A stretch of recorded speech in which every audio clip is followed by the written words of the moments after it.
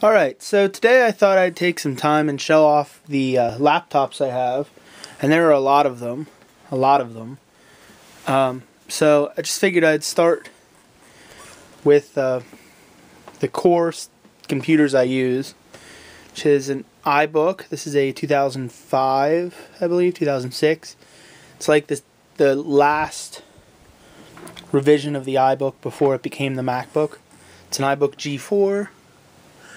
As you can see there, and it has 10.4 on. I actually have 10.5 Leopard right here, but the slot load DVD super drive in this iBook does not work, and therefore I can't update the system to 10.5, which is the last version that will work on it.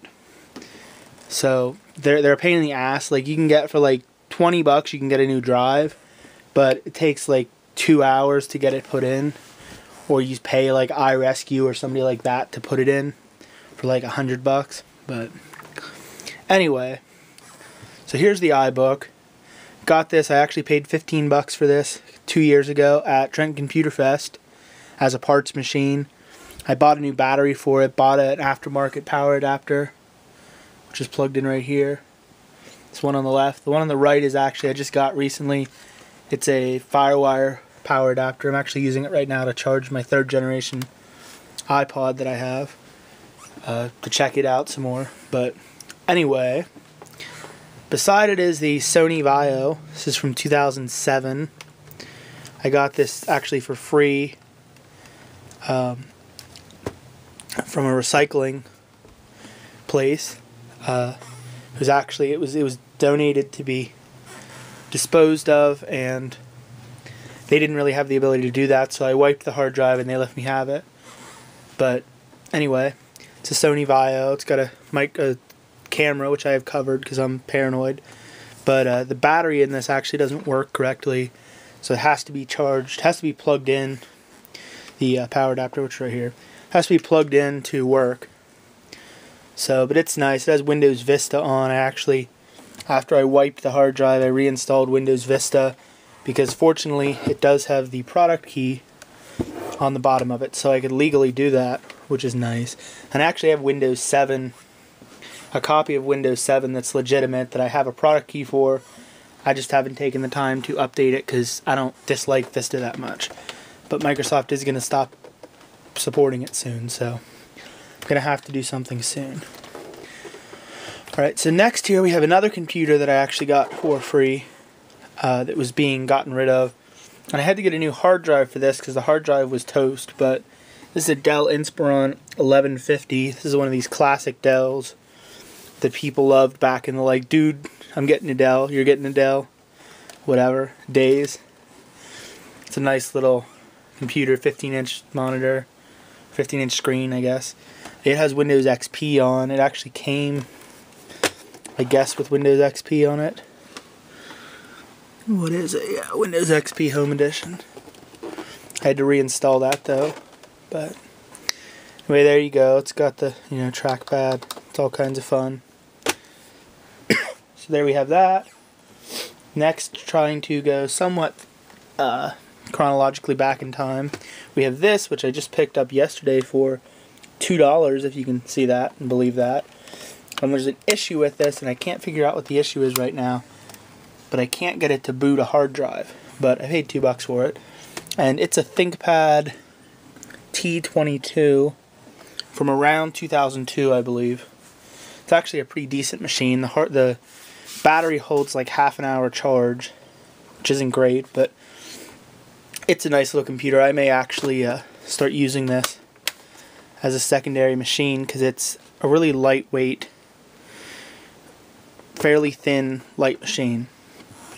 But as I said, it has its issues, but don't we all? Alright, so next we have a Pentium 2 IBM ThinkPad, 196 megabytes of RAM, 3.2 gigabyte hard drive. Also got this, same place. It was $40.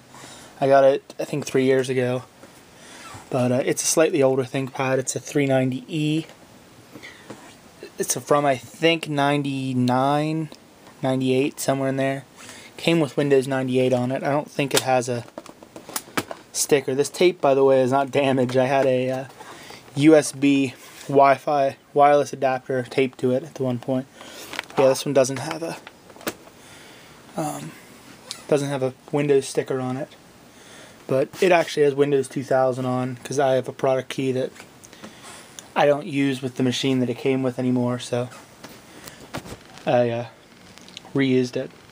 But alright, next we have Toshiba Tecra.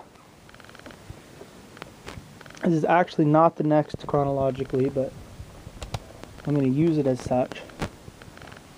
It's a Tecra 720 CDT from Toshiba. It's got a touch point mouse, which the little thing is missing.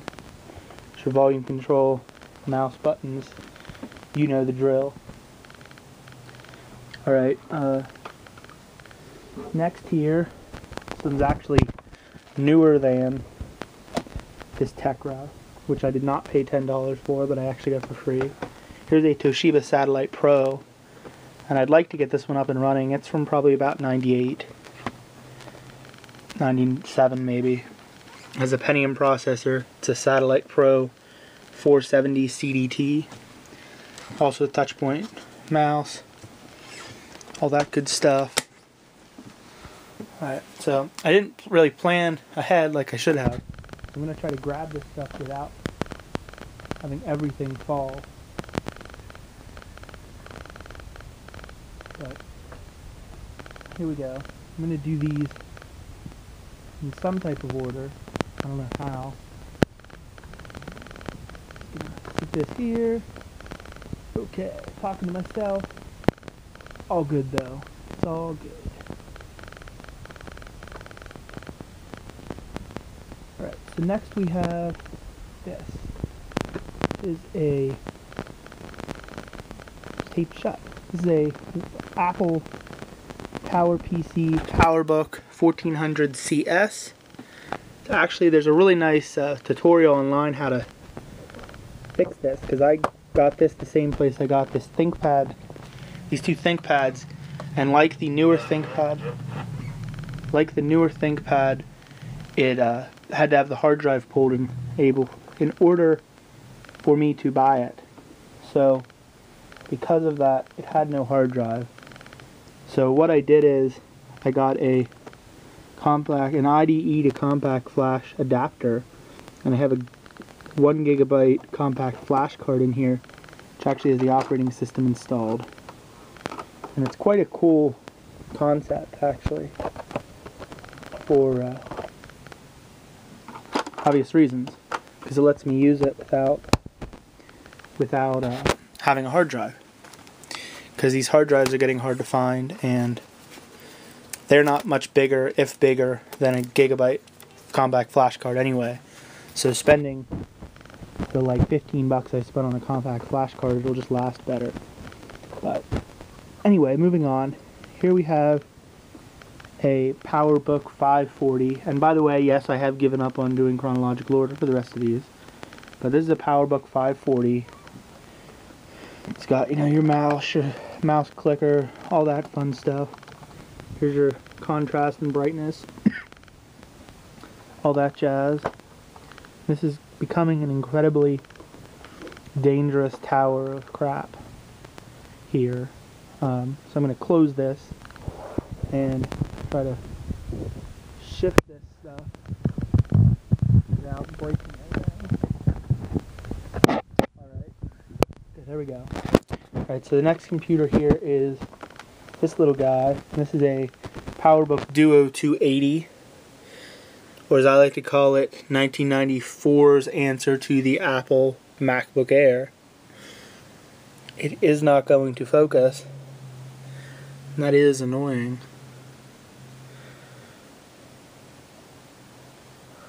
I don't know why it won't focus on that, but take my word for it, it's PowerBook 280.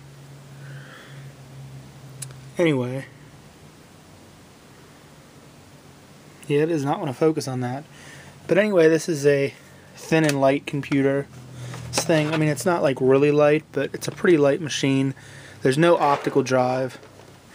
there was a docking station, I believe, for this, yeah, that allowed you to get your drive and stuff. Because it's from the 90s, it's got the little feet to sit the keyboard up in an appropriate angle. And yeah, it's pretty neat stuff as old computers go. Alright. Next we have another ThinkPad. Another IBM ThinkPad. And this is a 365 ED, which you cannot read. There it is, 365 ED. This was an educational model, which is what the ED stands for.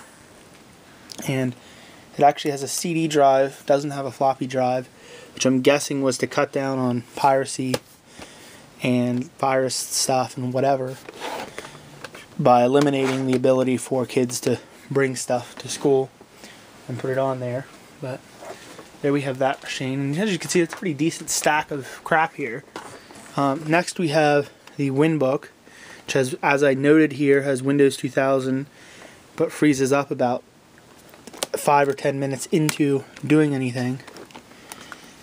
And this is one of these hybrid machines from this certain era where it has both a trackpad and a touchpoint mouse. And ThinkPads, I guess, still do. Maybe. I think there are still some that Lenovo's letting like that. But it's a WinBook. It's a Pentium computer designed for Windows 95. It has a Windows 2000, but it doesn't actually work. So yeah. Anyway. And then here, I think this has appeared in another video.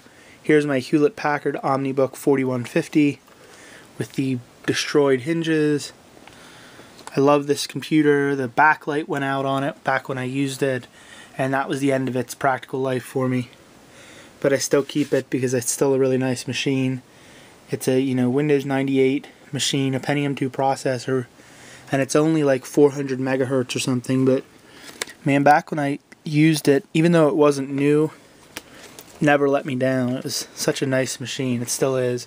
It's got dual hot swappable bays, so you can put 2 batteries in it, or you can use this one, the left side, for either a floppy, a super floppy, a zip drive, I believe, a CD-ROM, which is what's in here, a DVD-ROM, or a CDRW. I don't think there's a DVD-RW for it, but there may be, because I am not sure, but I don't have one.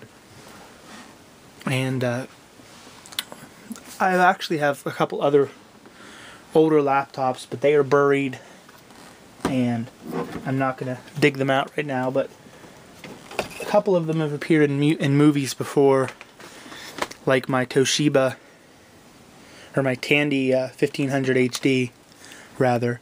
But here, this is the last one I'll show you. I just recently got this also for free. This is a Compaq LTE 286 computer, which is a 286 processor, obviously. It's got a little half-height screen. I think it's a blue screen or green screen, which I can't remember. It's not gas, maybe it is gas plasma, but anyway, it's got a little screen, no mouse, because it's MS-DOS era. The battery goes in the one side here. I actually don't have a battery, but that's where it goes. And this one I don't actually have a power adapter for, which is annoying, because I would love to be able to check it out more, but what are you going to do?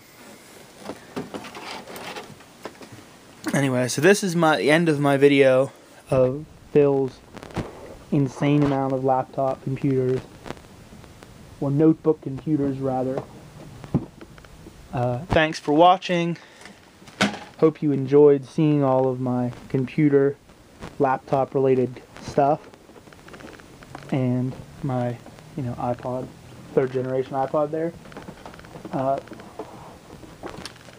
Hopefully I'll make a couple videos eventually, maybe, where I show off some of these computers specifically and actually boot them up and let you see them in action. And by the way, I'm making a mess.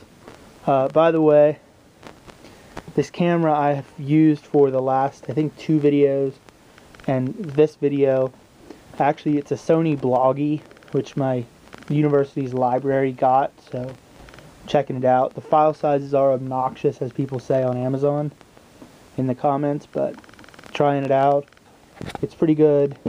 Thanks for watching the video. Have a good Thanksgiving. Bye.